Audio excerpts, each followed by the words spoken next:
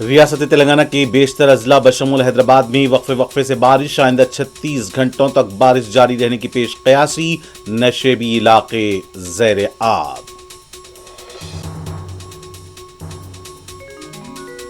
جموں کشمیر کے اری سیکٹر میں دراندازی کی کوشش ناکام، ایک فوجی جوان شہید، سیکورٹی فورسز کی چوکسی برقرار۔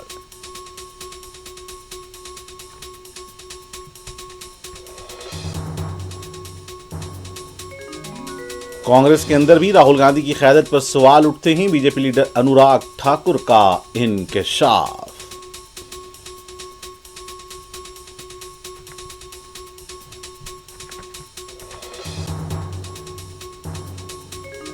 اگست کو مسلخانوں اور گوشت کی دکانوں کو بند کرنے کے حکام بدبختانہ، ظالمانہ اور آئین کے خلاف، صدر مجلس بیرسٹر اویسی کا ٹویٹ۔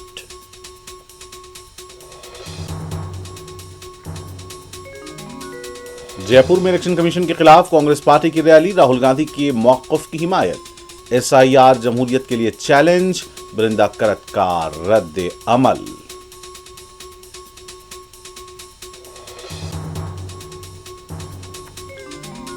لوک سبھا حلقہ حیدرآباد کے 3 حلقہ جات میں 3 کروڑ 14 لاکھ روپے سے زائد کے ترقیاتی کاموں کا صدر مجلس بیرسٹر اویسی کے ہاتھوں افتتاح، تعلیم کے بجٹ میں اضافے کے لیے حکومت سے کیا مطالبہ۔